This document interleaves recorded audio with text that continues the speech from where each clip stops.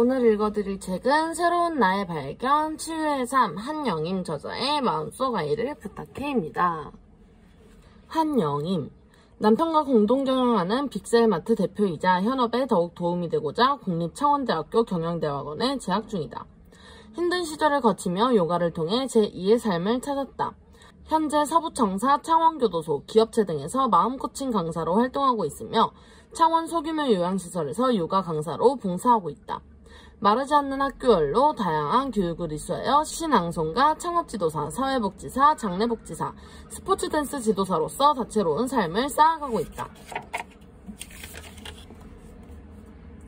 파트 1 가면 벗어던지기, 파트 2 진짜 나를 찾아서, 파트 3 마음코칭이란 무엇인가, 파트 4 마음코칭 이렇게 시작해라, 파트 5 마음코칭 심화. 파트 1 가면 벗어던지기 읽어보도록 하겠습니다. 지금까지 살면서 내가 가장 잘한 일은 두 가지다. 첫 번째는 남편을 만나 결혼한 것이고 두 번째는 요가를 만난 것이다. 나의 과거는 아버지의 교통사고, 어머니의 죽음, 조카의 죽음, 동생의 죽음으로 숨쉬기조차 힘든 나날의 연속이었다. 그럴 때마다 왜 나에게 이런 고통을 주는지 원망과 분노로 가득 찼다. 이런 내 삶을 180도 바꿔놓은 게 바로 요가이고 나를 바로잡아준 것도 요가이다. 요가를 만나지 않았다면 내가 어떤 모습을 하고 있을지 생각해보면 끔찍하다. 나를 사랑하는 방법을 몰라서 자책하고 남편이나 아이들에게도 비수가 되는 말로 상처를 주었을 것이다. 요가를 매일 1시간씩 한다. 능숙히 잘하다기보다는 매일 밥을 먹듯 자연스러운 생활의 일부가 되었다. 요가를 하는 동안만큼은 잡념이 사라지고 오로지 내 몸이 요가에 합일이 된다. 그동안 공부했던 요가, 코칭, 마음수련 이 세 가지를 접목해서 마음코칭이라 명하고 나만의 브랜드로 강의를 하고 있다. 주로 교도소, 서부청사, 기업체에서 강의를 한다. 마음코칭을 통해 나를 아끼고 사랑하게 되었다. 나에게 사랑이 충만해지니까 마음이 평안하고 기쁘며 행복하다. 고집이 세고 이기적이었던 나에게 엄청난 변화가 아닐 수 없다. 조금 더 일찍 마음코칭하는 방법을 알았더라면 더 많은 날들을 더 행복하게 보낼 수 있었을 것이다. 타인의 시선. 나는 슈퍼마켓을 운영하고 있다. 내가 하고 싶어서 한 건 아니었다. 남편이 IMF 이후 다니던 직장을 그만두게 되었고 사업을 해보고 싶다고 했다. 그 사업이라는 것이 하필 슈퍼마켓이었다. 그동안 물류 유통 쪽으로 일을 했으니 그 분야를 가장 잘 알고 있으며 자신 있는 일이라고 했다. 이 일을 하려면 가장 먼저 나의 동의를 구해야 했고 일을 도와달라고 도움이 필요하다고 말했다. 나의 첫 마디는 못해였다. 장사라고는 해본 적도 없고 가족이나 친지 중에도 그런 업을 하는 사람이 없었기에 더욱더 겁이 났다. 갑자기 우리 동네 슈퍼마켓 아줌마가 생각났다. 나도 모르게 고개를 가로저었다. 자녀들도 큰애가 9살, 작은애가 6살이었다. 큰애는 아침마다 준비물을 챙겨줘야 했고 학교를 보내고 돌아서면 1시쯤 집으로 돌아왔다. 작은애는 유치원생이라 엄마의 손을 많이 필요로 했다. 사실 그 무엇보다 내가 자신이 없었다. 부끄럼이 많아서 다른 사람과 이야기를 하다 보면 얼굴이 빨개지고 목소리도 작고 10번을 생각해봐도 도저히 자신이 없었다. 계속 설득하다 안 되니까 나중에 남편은 무릎을 꿇고 당신이 도와주지 않으면 이 일은 안 돼. 조금만 도와줘 라고 했다. 내가 승낙하게 되면 많은 것을 포기해야 한다는 걸 잘 알고 있었다. 자녀들에게 소홀할 것이 불보듯 뻔히 보였고 조금만 도와주는 게 아니라 일 속에 파묻힐 것이 훤히 보였다. 가족여행은 꿈도 못 꿀 일이고 설 추석에도 일하는 모습이 자동으로 그려졌다. 한마디로 인간답게 사는 것을 포기해야 한다는 말이었다. 그래서 더욱 완강히는 못한다고 고집을 부렸다. 남편은 가장으로서 처자식을 먹여 살리는 일이 더 중요했고 나는 어머니로서 자녀들을 챙기고 보살펴주는 일이 더 중요하다고 생각했다. 며칠 동안 집안 분위기는 살얼음판이었다.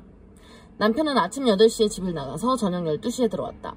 처음엔 학교 도서관에 가서 고시 공부하는 줄 알고 아무 말도 안 하고 모른 채 했다. 그러기를 한 달이 되는 날 진지한 표정으로 소주 한 병을 식탁 위에 놓고 남편은 나를 불렀다. 남편의 표정과 소주를 보는 순간 나는 그 어떤 말에도 넘어가지 않을 것이고 내가 이길 이라 마음을 단단히 먹었다. 남편은 크지도 작지도 않은 목소리로 조곤조곤 말했다. 한 달 동안 시장 조사를 했고 점포도 마음에 드는 곳을 눈여겨보았단다. 사업계획서를 내밀고 앞으로 10년 동안 구상을 한 것을 보니 애쓰는 모습에 그만 눈물이 왈칵 쏟아졌다.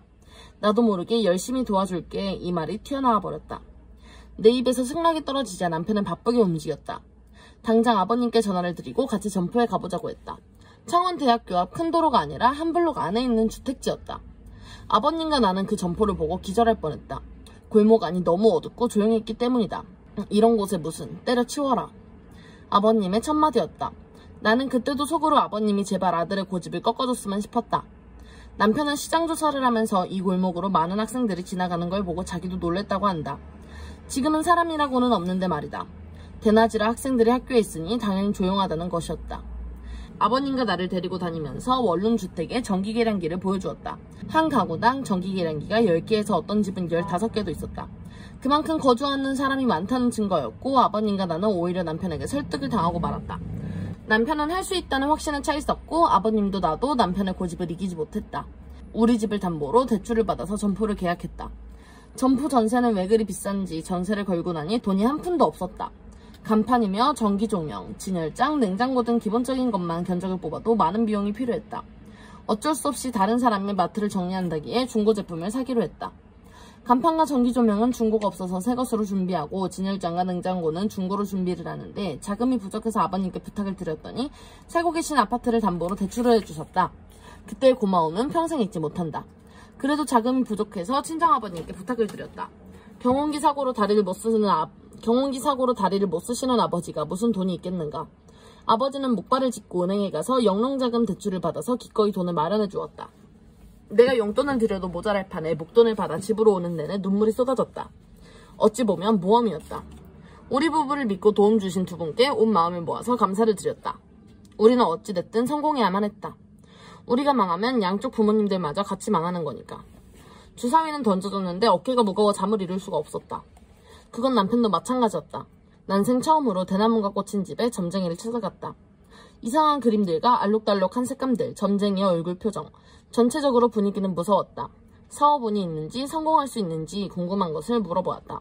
돌아온 대답은 사업자 등록을 할 때 남편 이름으로 하면 힘들고 내 이름으로 하면 괜찮을 거란다. 우리는 한 줄의 지푸라기라도 잡는 심정으로 점쟁이가 시키는 대로 했다. 힘을 얻어서 남편과 함께 사업할 매장을 청소했다. 매장 안에 잡화, 생필품, 우유, 라면 등 물품들이 들어와 자리를 잡자 모습이 어느 정도 갖춰졌다. 다행히 이런 제품들은 한 달 후가 결제일이라 그나마 숨통이 트였다. 다행히 죽으라는 법은 없는 모양이다. 모든 준비가 끝났고 드디어 개업을 했다. 아침 8시에 매장 문을 열었다. 그때부터 고객들이 물밀듯이 밀려왔다. 이 광경에 놀라움과 기쁨이 섞여서 남편과 나는 그제 안도의 한숨을 쉬었다. 점심시간이 한참 지나고 나서야 짜장면을 대충 시켜 서서 먹는 등 마는 등 했다. 이 동네에는 큰 마트가 없었고 가격이 비싼 편의점만 한 개 있었다. 주부들과 원룸이 있는 직장인, 학생들은 우리 매장에서 싼 가격의 물품을 구입할 수 있다는 것에 오히려 감사를 표했다. 처음이라 요령도 없었고 누가 코치해주는 사람도 없이 맨 땅에 헤딩이었다. 개업하기 전 카운트하는 연습을 매일 1시간씩 했는데도 바빠서 빨리 하다 보니 버벅대기도 하고 실수도 했다. 제일 힘든 건 내가 걱정했던 바로 그 상황이었다. 고객들에게 인사를 할 때 목소리는 개미소리요 얼굴은 홍당무가 되어 귓불까지 빨개졌다. 동네 어르신 한 분은 새댁은 장사 체질이 아니구먼 하셨다. 나도 이 일을 하리라고는 생각도 못했다는 말은 하지도 못하고 여전히 얼굴을 붉히고 있었다. 남편은 옆에서 목소리를 크게 해라. 얼굴은 왜 그리 빨개졌냐며 잔소리를 했다. 그럴 때마다 쥐구멍이라도 있으면 들어가고 싶었고 남편이 얄밉기도 했다. 남편은 왜 저리도 당당하고 목소리가 큰지 부럽기도 했다. 아마 이때가 우리 부부 사이 상하관계의 시작이자 부부싸움의 출발점이 되었던 것 같다. 근 6개월 동안 얼굴 빨개짐 현상은 계속되었다. 다행히 남편의 예상은 적중했고 매달 시댁 친정에 대출이자를 붙여드리고도 많은 돈이 쌓였다. 돈이 쌓이는 만큼 몸을 바쁘게 부려야 했다. 끝도 없는 일에 지식할 것 같은 날도 많아졌다. 내가 생각했던 것보다 할 일이 10배 이상 많았다. 하루는 큰아이가 학교하는 시간쯤 갑자기 비가 쏟아졌다. 남편에게 전화를 걸었다. 학교에 가서 딸을 태우고 오라고 했다. 남편은 지금 창원이 아니라 시외로 빠져나와서 그럴 처지가 아니라고 말했다. 가게 문을 잠그고 우산을 들고 학교로 갔어야 했는데 고객들이 계속 오는 통에 그러지를 못하고 일만 하고 있었다. 딸아이는 물에 빠진 생쥐처럼 머리부터 운동화까지 다 젖은 채 가게 안으로 들어왔다. 딸이 다녀왔습니다 라는 말보다 엄마 미워 이렇게 말을 했다라면 덜 미안했을 텐데 비를 맞은 딸의 모습을 보고 가슴이 미어졌다. 왜 이렇게 살아야 하는지 도무지 이해가 가지 않았다.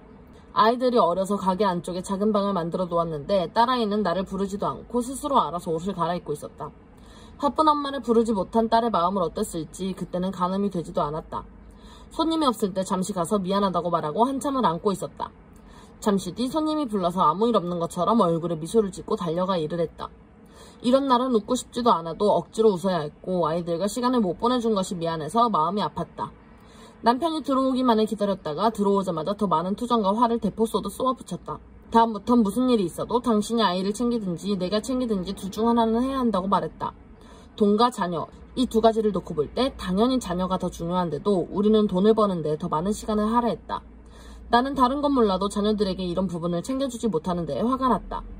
보호자인데 보호자 역할을 제대로 못해줄 때.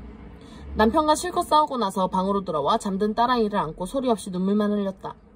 큰 소리로 울고 싶었으나 아이들이 깰까봐 밖에서 일하고 있는 남편이 마음 상할까봐 그러지를 못했다. 다음날 눈을 뜨면 하루 종일 일만 하다가 저녁이면 지쳐서 잠들기가 반복되었다. 아침밥은 대충 계란 프라이, 김치로 챙겨서 아이들 학교 보내고 점심은 학교에서 먹고 오니까 그나마 편했다. 저녁은 하루 중 가장 바쁜 시간이라 피자나 통닭, 김밥을 시켜서 아이들에게 주었다. 일만 하다가 남편하고 싸우고 저녁이면 아이들의 잠든 모습을 보며 눈물을 흘리며 잤다.